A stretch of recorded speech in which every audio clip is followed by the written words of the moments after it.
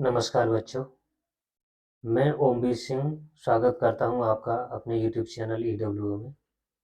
I hope आप सभी अच्छे होंगे। हम आज पॉलिटी की पहली क्लास शुरू करने जा रहे हैं। आज पहली क्लास में हम जानेंगे संविधान सभा के बारे में। तो चलिए क्लास स्टार्ट करते हैं।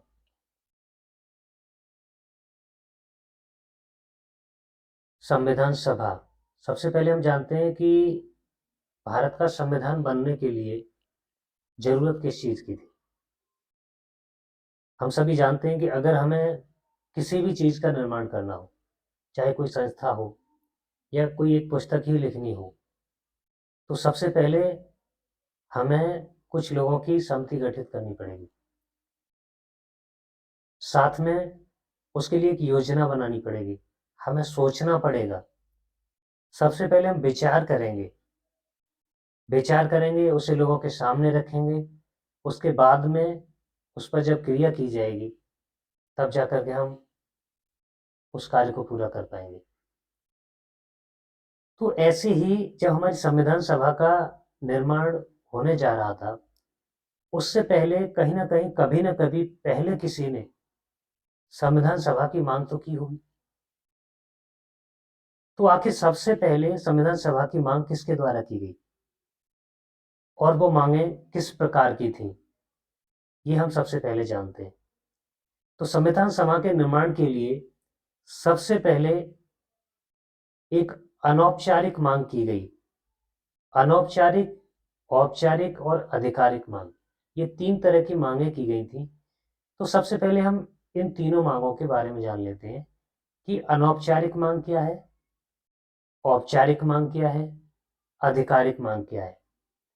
अनौपचारिक मांग का मतलब है इनफॉर्मल डिमांड। अनौपचारिक, जैसे कि आप इसमें देख पा रहे हैं, प्रथम अनौपचारिक मांग, इनफॉर्मल डिमांड, ये किसके द्वारा की गई थी? तिलक द्वारा, यानी बाल गंगाधर तिलक द्वारा। किस सन में की गई थी? 1895 में। और स्वराज विधेयक द्वारा, जब उन्होंने स्वराज विधेयक पारित किया था बाल गंगाधर तिलक ने, उस समय पे उनके द्वारा ये इनफॉर्मल डिमांड की गई थी, अनौपचारिक मांग की गई थी। ये कोई फॉर्मल डिमांड नहीं थी, यानी कि एक औपचारिक मांग नहीं थी। उन्होंने जनरली ऐसे ही कहा था कि हाँ, एक भारत का संविधान होना चाहिए, जिसके लिए संविधान सभा का गठन किया जाना चाहिए।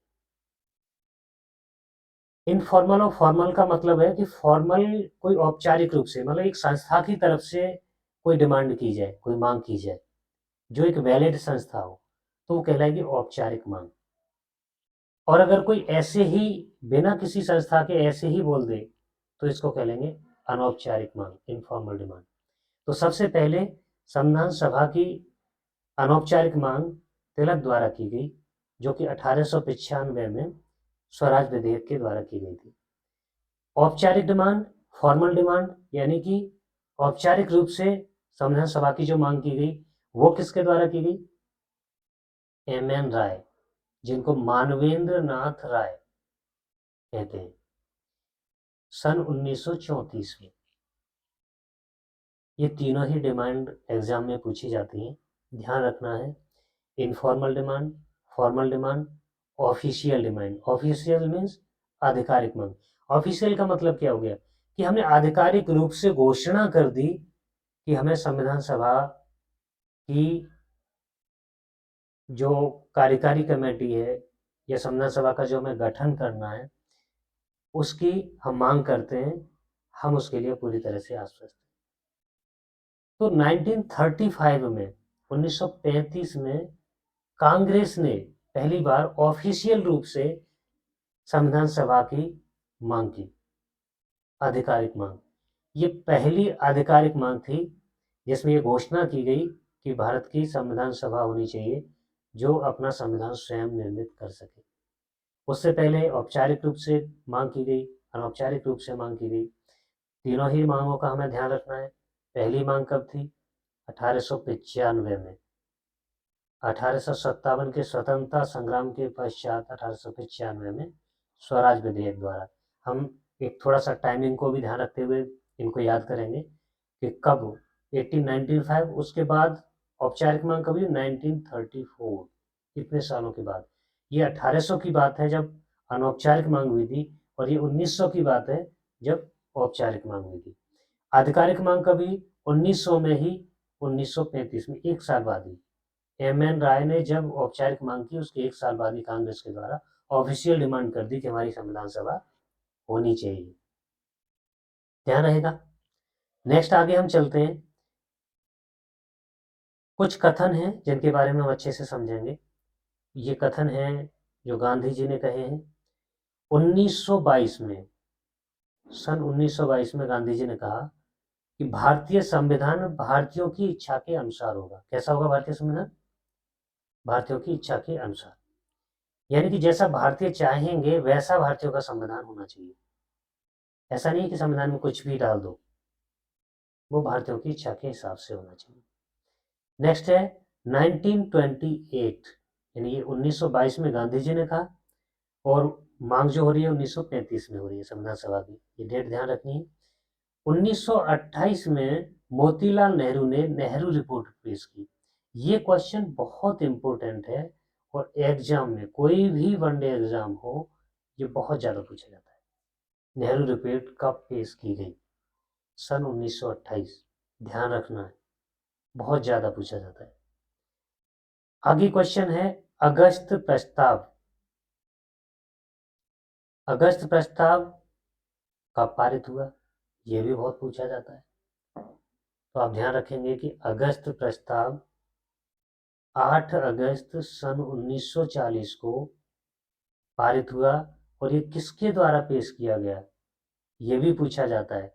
वायसराय लिनलिथगो द्वारा। ध्यान रखना है। अगस्त प्रस्ताव कब पारित किया गया? 8 अगस्त 1940 को, और ये किसके द्वारा पेश किया गया था? वायसराय लिनलिथगो द्वारा। उसके बाद में जो सबसे महत्वपूर्ण टॉपिक है क्रिप्स मिशन। ये हमारे संविधान सभा की जो निर्माण की अवस्था है उसकी ओर सीरीज होते हुए चलती आ रही है। कहाँ से मांग उठी, फिर उसके बाद में नेहरू रिपोर्ट आई, फिर उसके बाद में अगस्त प्रस्ताव आया, फिर क्रिप्स मिशन आया, उसके बाद में फिर पैथिक लॉरेंस कैबिनेट मिशन में ये सब थे। तो ये सब जो एक सीरीज चली आ रही है जहाँ से हमारी संविधान सभा का निर्माण हुआ था, एंड में हमारा संविधान बना। तो नेक्स्ट आ गया फिर क्रिप्स मिशन। क्रिप्स मिशन भारत में कब आया? मार्च 1942। 1940 में अगस्त प्रस्ताव पारित हुआ, 1942 में क्रिप्स मिशन आया। इसके अध्यक्ष कौन थे? बहुत पूछा जाता है, वेरी इंपॉर्टेंट। क्रिप्स मिशन जब भारत में आया 1942 में, तो इसके अध्यक्ष कौन थे? इसके अध्यक्ष थे स्टैफोर्ड क्रिप्स। बहुत ज़्यादा पूछा जाता है। क्रिप्स मिशन के बारे में ये भी पूछा जाता है कि क्रिप्स मिशन को गांधी जी ने क्या कहा था? तो गांधी जी ने क्रिप्स मिशन को बीते समय का चेक या उत्तर तिथीय चेक। उत्तर तिथीय चेक का मतलब बीते समय का चेक, यानी पहले जिसकी डेट एक्सपायरी हो चुकी है, पोस्ट डेटेड चेक। कुछ भी कह सकते हो, एग्जाम में कुछ भी पूछा जा सकता है कि क्रिप्स मिशन को गांधी जी ने क्या नाम दिया था या क्या कहा था। तो गांधी जी ने क्रिप्स मिशन को बीते समय का चेक या उत्तर तिथीय चेक या पोस्ट डेटेड चेक कहा था। पोस्ट डेटेड चेक यानी एक्सपायरी चेक, जिसकी डेट एक्सपायर हो चुकी हो, अब वो किसी काम का ना रहा हो। तो ये ध्यान रखना है, ये बहुत ज़्यादा पूछा जाता है। ये ध्यान रखना है बच्चों, ये सिलेबस जो है आपका, ये बहुत इम्पोर्टेंट सिलेबस है जो एग्जाम में ज़्यादातर क्वेश्चंस पूछे जाते हैं, उसी को टारगेट करते हुए ये आपको पढ़ाया जा रहा है। आपको ये अच्छे से नोट्स बना लेने हैं। वैसे तो इसकी नोट्स की पीडीएफ आपको हमारे टेलीग्राम चैनल पे मिल जाएगी। सभी अपना टेलीग्राम चैनल जो है ज्वाइन कर लेना। वहाँ पे हर क्लास की पीडीएफ फ्री ऑफ कॉस्ट आपको प्रोवाइड कर दी जाएगी। जितने भी बच्चे क्लास को देखें, क्लास को देखने के बाद टेलीग्राम चैनल को जुड़ जाएं, और वहाँ पर जाकर के जितने भी हमारे पीडीएफ है वो सब आपको मिल जाएंगे। साथ में अगर आप नोट्स बनाते चलेंगे खुद हाथ से, तो आपकी तैयारी बहुत अच्छे से हो जाएगी, क्योंकि जितना अपने हाथ से आप लिखेंगे उतना आपको याद भी होगा, और उसका रिवीजन बहुत अच्छे से आप कर पाएंगे। लेकिन जैसे अभी आरआरबी ग्रुप डी का एग्ज़ाम आ रहा है, एसएससी सीएचएसएल का आ रहा है, और भी कई एग्ज़ाम जो बहुत जल्दी आने वाले हैं, उनके लिए अगर आपको लगता है कि हम इतनी जल्दी नोट्स नहीं तैयार कर सकते, तो आप डायरेक्टली पीडीएफ क्लास देखिए, पीडीएफ देखिए, आपका काम हो जाएगा। आप बाद में आराम से जब आपको फुर्सत मिले अच्छे से आप नोट्स बनाइए और अच्छे से तैयारी कीजिए। आप अच्छे से अगर क्लास को करेंगे, पीडीएफ को अच्छे से रिवाइज करेंगे, तो आपका 100% कोई भी क्वेश्चन पॉलिटी से नहीं छूटेगा, ये गारंटी है। तो अब नेक्स्ट क्वेश्चन देखते हैं। Cabinet mission. कैबिनेट मिशन मार्च 1946 में भारत में आया और ये इसके अध्यक्ष कौन थे? Pethick Lawrence. ये भी बहुत पूछा जाता है। पैथिक लॉरेंस कौन थे? पैथिक लॉरेंस जो थे वो भारत सचिव थे। तो कैबिनेट मिशन में सम्मिलित होने वाले या कैबिनेट मिशन के अध्यक्ष पैथिक लॉरेंस उस समय कौन थे? भारत सचिव थे। ये ध्यान रखना है, ये क्वेश्चन में पूछा जा सकता है। कैबिनेट मिशन कब आया? मार्च 1946 को। अब इतना समझ में आ गया आपको। एक बार हम फिर थोड़ा सा रिवाइज कर लेते हैं। संविधान सभा की प्रथम अनौपचारिक मांग, कोई औपचारिक नहीं थी, कोई आधिकारिक नहीं थी, इनफॉर्मल डिमांड थी। किसके द्वारा की गई थी? बाल गंगाधर तिलक के द्वारा। कब की गई थी? 1895 में, 1857 के स्वतंत्रता संग्राम के पश्चात 1800 में। ये ध्यान रखेंगे, स्वतंत्रता संग्राम से हमें प्रथम अनौपचारिक मांग को याद रहेगी कि 1895 में, उसी के लगभग समय में जाकर के प्रथम अनौपचारिक मांग संविधान सभा की हुई थी। और तिलक जी ने किसके द्वारा की थी? स्वराज विधेयक के द्वारा। प्रथम औपचारिक मांग एम एन राय के द्वारा 1934 में। आधिकारिक मांग कांग्रेस द्वारा 1935 में। 1922 में गांधी जी ने क्या कहा? भारतीय संविधान भारतीयों की इच्छा के अनुसार होगा, किसी और की इच्छा के अनुसार नहीं होगा। 1928 में मोतीलाल नेहरू ने अपनी नेहरू रिपोर्ट पेश की थी। अगस्त प्रस्ताव कब आया? 8 अगस्त 1940 को। पेश किसने किया? वायसराय लिनलिथ ने। क्रिप्स मिशन मार्च 1942 में। अध्यक्ष कौन थे? Stafford Cripps. गांधी जी ने क्रिप्स मिशन को क्या कहा? एक्सपायरी डेट वाला चेक। ध्यान रखना, पोस्ट डेटेड चेक या बीते समय का चेक या उत्तरदायित्व चेक। कैबिनेट मिशन कब आया? मार्च 1946 को। अध्यक्ष कौन थे? पैथिक लॉरेंस, जो कि भारत सचिव थे। चलते हैं हम नेक्स्ट। अच्छा, हमारा जो कैबिनेट मिशन था, इसके अध्यक्ष पैथिक लॉरेंस थे, जो कि भारत सचिव थे। बाकी अन्य सदस्य कैबिनेट मिशन में कौन थे? तो बाकी अन्य सदस्य जो थे वो थे A B Alexander. A B Alexander कौन थे? ये भी पूछा जाता है। नौसेना मंत्री थे। ए बी अलेक्जेंडर कौन थे? नौसेना मंत्री। और दूसरे कौन थे? स्टैफोर्ड क्रिप्स, जो क्रिप्स मिशन में भी थे, ये कैबिनेट मिशन में भी थे। व्यापार बोर्ड का अध्यक्ष, ये कौन थे? व्यापार बोर्ड के अध्यक्ष थे। तो ध्यान रहे, कैबिनेट मिशन में और क्रिप्स मिशन में, क्रिप्स मिशन के अध्यक्ष कौन थे? Stafford Cripps. ये कैबिनेट मिशन में भी थे और ये व्यापार बोर्ड के अध्यक्ष थे। ठीक, ये तीनों ही ब्रिटिश कैबिनेट के सदस्य थे। किसके के सदस्य थे? ब्रिटिश कैबिनेट के सदस्य थे। कौन कौन थे? ए बी अलेक्जेंडर और स्टैफोर्ड क्रिप्स और पैथिक लॉरेंस, जो कि कैबिनेट मिशन के अध्यक्ष थे। नेक्स्ट चलते हैं। कैबिनेट मिशन की सिफारिशें, मतलब कैबिनेट मिशन जो बना था उसकी सिफारिशें क्या थी? उसने क्या क्या सिफारिशें दी थी? ये भी एग्जाम में पूछा जाता है, बहुत इंपॉर्टेंट है। तो कैबिनेट मिशन की जो सिफारिशें थी, कैबिनेट मिशन ने कहा कि संविधान सभा का गठन किया जाएगा। क्या किया जाएगा? संविधान सभा का गठन किया जाएगा। और संविधान सभा में एक सदस्य, जो एक सदस्य चुना जाएगा, वो 10 लाख लोगों का प्रतिनिधित्व करेगा। कितने का? 10 लाख लोगों का। यानी कि भारत के 10 लाख लोगों का प्रतिनिधित्व करने के लिए केवल एक सदस्य संविधान सभा में चुना जाएगा। ये कैबिनेट मिशन की सिफारिश है। ये बहुत इंपॉर्टेंट है, इनको ध्यान रखना है। अब आते हैं, संविधान सभा का फाइनली क्या हो जाता है? गठन हो जाता है। आखिर इतनी कोशिशों के बावजूद हमारी संविधान सभा का गठन हो जाता है। और ये गठन कब होता है? 6 दिसंबर 1946 को। तो ये ध्यान रखना है, संविधान सभा का गठन कब हुआ था।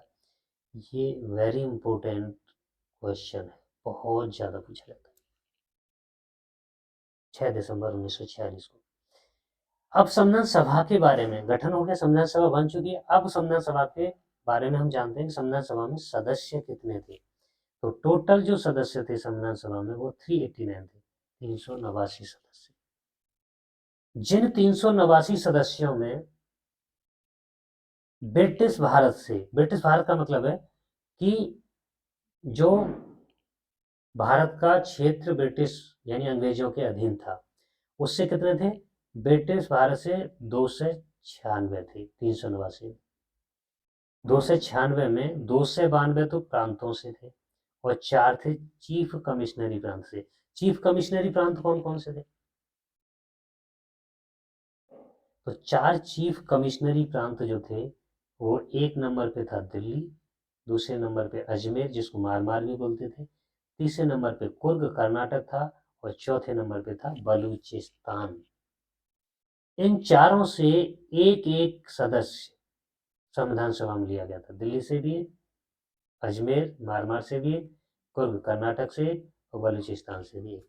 इन सबसे एक एक सदस्य लिया गया था। उसके बाद में ब्रिटिश भारत से 296 हो गए। उसके बाद आता है देसी रियासतें। तो देसी रियासतों से कुल 93 सदस्य लिए गए थे। कितने लिए गए थे? 93 सदस्य संविधान सभा के कुल सदस्य हो गए। अब अगर हम इन संविधान सभा के सदस्यों के बारे में जानें कि संप्रदाय के आधार पर संविधान सभा में कुल कितने सदस्य थे, तो संप्रदाय के आधार पर हम जानेंगे सामान्य से 213 सदस्य, मुस्लिम कितने थे? 79, सिख कितने थे? 4। आगे हम चलते हैं।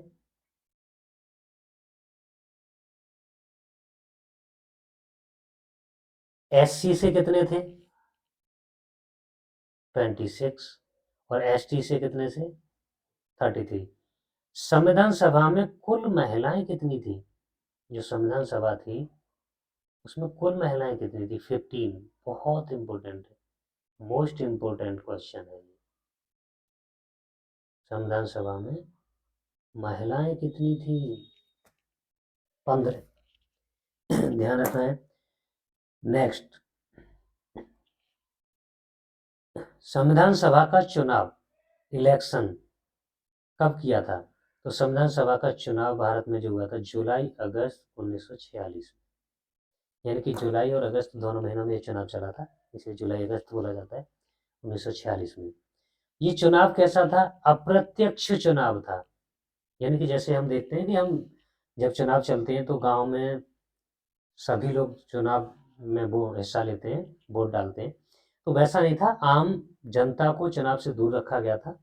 प्रत्यक्ष चुनाव ये है कि जब जनता स्वयं वोट डालती है, और अप्रत्यक्ष चुनाव का मतलब है कि जनता के प्रतिनिधि हिस्सा लेते हैं चुनाव में, यानी जनता जिनको पहले ही चुन चुकी होती है वो प्रतिनिधि इस चुनाव में हिस्सा लेते हैं। तो संविधान सभा का जो चुनाव किया गया था तो जनता के प्रतिनिधि द्वारा, जनता के प्रतिनिधि कौन थे? वो प्रांतीय विधानसभाओं के सदस्य ये थे। तो अप्रत्यक्ष चुनाव किया गया था प्रांतीय विधानसभाओं के सदस्यों के द्वारा। चुनाव कुल कितनी सीटों पे हुआ था? तो ये चुनाव कुल हुआ था 296 सीटों पे, जिसमें कांग्रेस कितनी सीटों से भी जीती? 208 सीटों पे। 199 में कांग्रेस का बहुमत था और 9 गठबंधन से मिली थी। टोटल सीट कांग्रेस की 208 थी।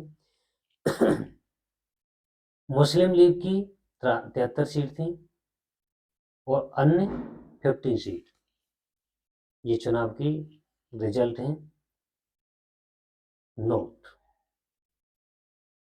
93 देसी रियासतों ने चुनाव में हिस्सा नहीं लिया, यानी जो देसी रियासतें थी उनमें से किसी एक ने भी इस चुनाव में हिस्सा नहीं लिया था, संविधान सभा के चुनाव में। अब उसके बाद में चलते हैं, जब भारत स्वतंत्र हो गया तो स्वतंत्रता के बाद संविधान सभा में कुल कितने सदस्य थे? अभी हमने देखा संविधान सभा में कितने सदस्य थे, पूछा हम देख चुके हैं। कितने सीटों पे चुनाव हुआ था? 296 पे। तो कांग्रेस 208, 199 बहुमत, 9 गठबंधन। जब स्वतंत्रता मिल गई उसके बाद में संविधान सभा में कुल सदस्य कितने थे? 299। ये टोटल सदस्य हैं प्रांत से भी और देसी रियासतों से, जिनमें प्रांतों से 229 थे और देसी रियासतों से 70 थे। इस स्वतंत्रता के बाद में फिर देसी रियासतों ने संविधान सभा में बढ़ चढ़ करके हिस्सा लिया और वहाँ से 70 लोगों ने उसमें संविधान सभा में भाग लिया। अब नोट में आ जाइए, संविधान सभा में डॉक्टर भीमराव अम्बेडकर संविधान सभा में कहाँ से चुने गए थे? तो ये चुने गए थे पूर्वी बंगाल से। ये क्वेश्चन बहुत पूछा जाता है, इम्पोर्टेंट है। संविधान सभा में डॉक्टर भीमराव अम्बेडकर पूर्वी बंगाल से चुने गए थे। कहाँ से चुने गए थे? पूर्वी बंगाल से। इनको पुनः बॉम्बे प्रेसिडेंसी से पूना सीट से पहले पूर्वी बंगाल से चुने गए, फिर दोबारा से इन्हें बॉम्बे प्रेसिडेंसी से पूना सीट से एम.आर. जयकर के स्थान पर लिया गया। एम.आर. जयकर ने क्या किया था? इन्होंने त्याग पत्र दे दिया था। क्या किया था इन्होंने? इन्होंने त्याग पत्र दे दिया था। इनके स्थान पर डॉक्टर भीमराव अम्बेडकर को पूना सीट से पुनः लाया गया था, क्योंकि डॉक्टर भीमराव अम्बेडकर संविधान के लिए बहुत महत्वपूर्ण थे, सबसे अनुभवी और पढ़े लिखे व्यक्ति थे, तो इनका संविधान सभा में होना जरूरी था। इसलिए एम.आर. जयकर को त्यागपत्र दिलवाकर इनको पूना सीट से संविधान सभा में लाया गया। आगे चलते हैं। संविधान सभा का निर्माण हो चुका है, इतना ही है सिलेबस आज के लिए इसमें। अब आगे मिलेंगे नेक्स्ट वीडियो में। तो आपके लिए ध्यान रखना है कि जो आपको क्लास आज की कराई गई है, इसका PDF आपको टेलीग्राम में मिल जाएगा। व्हाट्सएप वगैरह का कोई ग्रुप बनाया नहीं गया है, टेलीग्राम ग्रुप है। आप टेलीग्राम डाउनलोड कीजिए, ज्वाइन कीजिए। वहाँ पे हज़ारों बच्चे उस ग्रुप में जुड़ सकते हैं। सभी को PDF फ्री ऑफ कॉस्ट मिल जाएगी। ये जो कोर्स चलाया जा रहा है आपके लिए, ये टोटली फ्री ऑफ कॉस्ट है। All in one one day exam crash course totally free of cost रहेगा। और किसी भी एग्जाम की आप तैयारी करें, जो वनडे एग्जाम हो, ये आपके लिए बहुत इंपॉर्टेंट रहेगा। आपने वीडियो अगर यहाँ तक देखा है तो आई होप आपको ये वीडियो अच्छा लगा होगा, और आपको वीडियो पसंद आया है तो एक बार आप कमेंट में ज़रूर बताएं कि ये वीडियो कैसा लगा, ताकि हम आपको और बेहतर तरीके से अच्छे वीडियो लेके आएँ, अच्छे से सिलेबस कराएँ। तो अपना जैसा भी आपका अनुभव रहा, फीडबैक ज़रूर दें कमेंट में, लाइक करें, शेयर करें अपने दोस्तों में। आज के लिए इतना ही, धन्यवाद।